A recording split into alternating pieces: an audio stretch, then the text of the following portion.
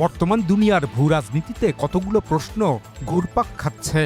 তা হলো, কেন তুরস্কের প্রতিরক্ষা শিল্প বিপ্লব পুরো অঞ্চল জুড়ে এত আলোড়ন তৈরি করছে?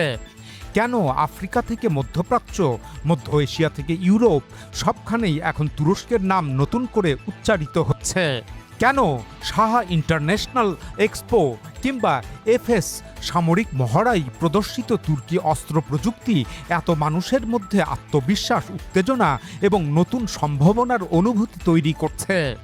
কারণ এটি শুধু অস্ত্র তৈরির গল্প নয়, বস্তুত এটি একটি রাষ্ট্রের ঘুরে দাঁড়ানোর গল্প।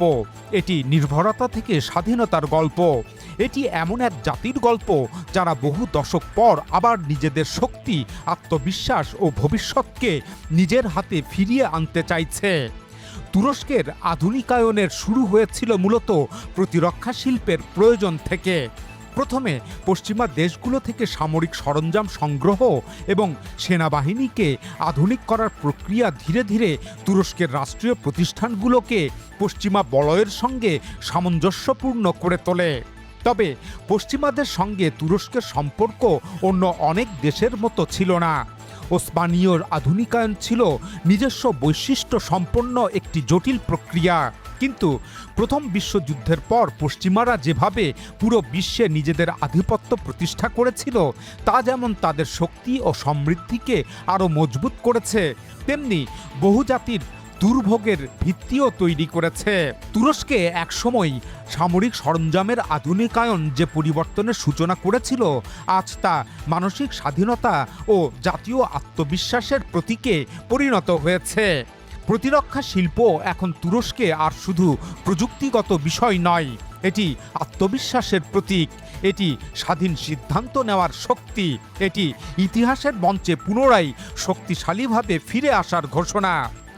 আজ জার্মানি, ইংল্যান্ড, ফ্রান্স কিংবা বেলজিয়ামের কাছেও উন্নত সামরিক প্রযুক্তি রয়েছে, কিন্তু সাহা এক্সপো এবং এফএস সামরিক মহড়ায় যে আবেগ, আত্মবিশ্বাস ও উত্থানের স্পন্দন দেখা যায়, তা পশ্চিমা দেশগুলোতে আর দেখা যায় না।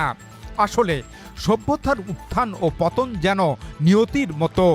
যখন কোনো সভ্যতার উত্থান ঘটে, তখন সময়ও তার পক্ষে দাঁড়ায়।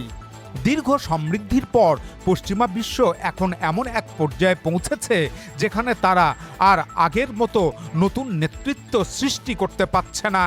বিশ্ব রাজনীতিতেও আগের মতো প্রভাবশালী দিক নির্দেশনা দিতে তারা হিমশিম খাচ্ছে। বস্তুত তুরস্কের প্রতিরক্ষা শিল্প বিপ্লব কোনো আকস্মিক ঘটনা নয়। এরদোগানের নেতৃত্বে আক পার্টি সরকার ক্ষমতায় আসার পর তারা রাষ্ট্র পরিচালনায় বাস্তববাদী নীতি অনুসরণ করে। দেশের যে খাতে সবচেয়ে বেশি নজর দেওয়ার প্রয়োজন ছিল, সেটিকেই অগ্রাধিকার দেওয়া হয়। এই বাস্তববাদী দৃষ্টিভঙ্গির কেন্দ্রে ছিলেন প্রেসিডেন্ট এরদোগান। ইস্তাম্বুলে যখন প্রাকৃতিক গ্যাস সংযোগ দেওয়া হচ্ছিল, তখন প্রশ্ন উঠেছিল, ধনী এলাকাগুলোকে আগে কেন অগ্রাধিকার দেওয়া হচ্ছে? আর এর সহজ উত্তর দেওয়া হয়, কারণ তাদের ক্রয় ক্ষমতা রয়েছে। কিন্তু আজ শুধু ইস্তাম্বুল নয়, তুরস্কের প্রায় সব শহর, জেলা, এমনকি গ্রামেও মানুষের প্রাকৃতিক গ্যাস ব্যবহারের সক্ষমতা অর্জন করেছে। ইস্তাম্বুল মেট্রোপলিটন মিউনিসিপ্যালিটি আমলে যে বাস্তববাদী প্রশাসনিক ধারা শুরু হয়েছিল, পরে সেটি রাষ্ট্রীয় নীতিতে সর্বত্র পুরো অঞ্চল জুড়ে পরিণত হয়।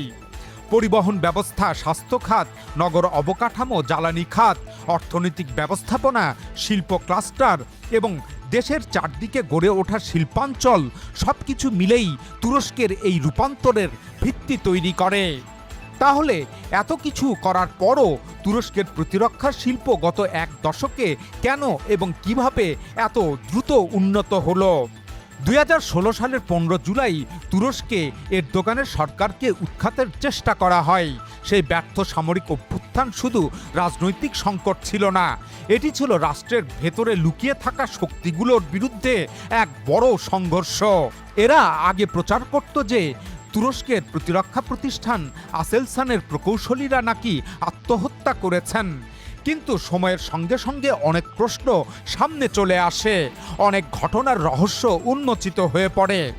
কেন প্রতিরক্ষা শিল্পের গুরুত্বপূর্ণ প্রকৌশলীরা রহস্যজনকভাবে মারা গেলেন, সেই প্রশ্নের সমাধান হয়। কেন তুরস্কের প্রযুক্তিগত অগ্রযাত্রাকে বারবার থামিয়ে দেওয়ার চেষ্টা করা হলো সেটিও উদ্ঘাটিত হয়।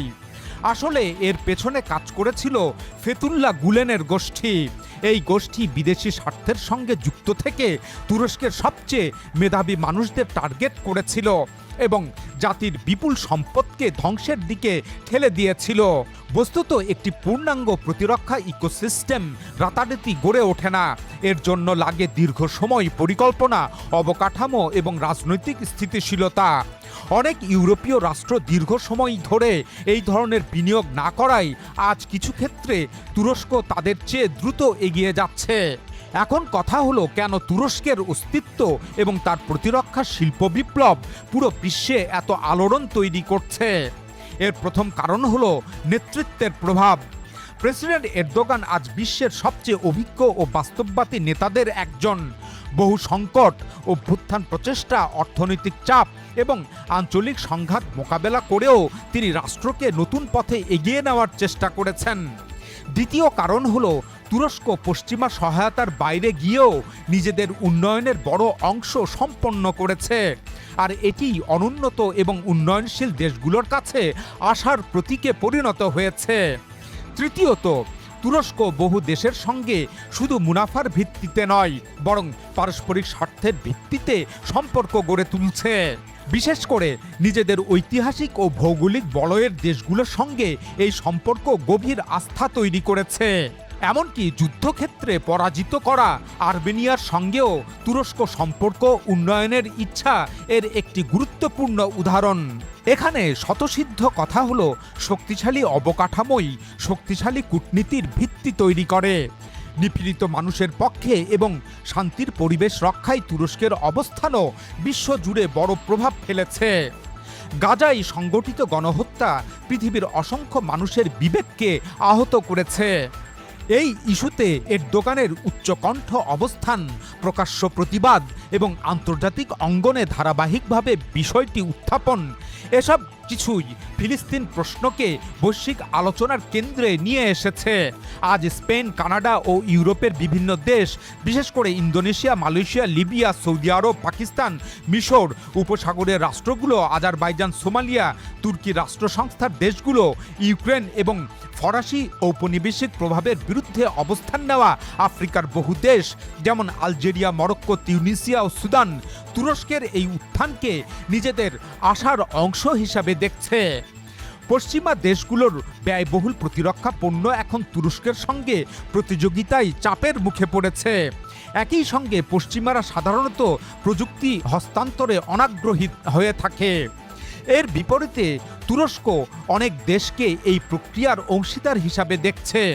বিশ্বের বিভিন্ন অঞ্চলের বহু দেশ তুরস্কের সঙ্গে নিজেদের সম্পর্ককে অভিন্ন ভবিষ্যৎ ও যৌথ ভাগ্যের অংশ হিসাবে বিবেচনা করছে। উপনিবেশবাদী পশ্চিমা আধিপত্যের দীর্ঘ অভিজ্ঞতার পর তারা এই অংশীদারিত্বকে নতুন মুক্তির আশা হিসাবে দেখছে। এই প্রেক্ষাপটে তুরস্কের প্রতিরক্ষা শিল্প বিপ্লব শুধু তুর্কিদের মধ্যেই উত্তেজনা তৈরি করছে না, বরং পুরো অঞ্চলের মানুষের কাছেও এটি নতুন সম্ভাবনার প্রতীক হয়ে উঠেছে। আজ পৃথিবী এক নতুন মোড়ে দাঁড়িয়ে আছে। পুরনো শক্তির ভারসাম্য বদলে যাচ্ছে, নতুন জোট তৈরি হচ্ছে, নতুন সামরিক শক্তির উত্থান ঘটছে, আর সেই পরিবর্তনের কেন্দ্রবিন্দুতে নিজেদের জায়গা করে নেওয়ার চেষ্টা করছে তুরস্ক। হয়তো এই কারণেই তুরস্কের ড্রোন, ক্ষেপণাস্ত্র কিংবা যুদ্ধজাহাজ শুধু সামরিক প্রযুক্তি নয়, অনেক মানুষের চোখে এগুলো আত্মমর্যাদা, স্বাধীনতা এবং নতুন ভবিষ্যতের প্রতীক হয়ে উঠেছে। ইবনে খালুদুনের একটি উক্তি যেন আজকের বাস্তবতাকেই নতুন করে স্মরণ করিয়ে দেয়। তা হলো, যেমন পানির সঙ্গে সাদৃশ্যপূর্ণ, তেমনি জাতিগুলোর ভবিষ্যৎও তাদের অতীতের সঙ্গেই সাদৃশ্যপূর্ণ।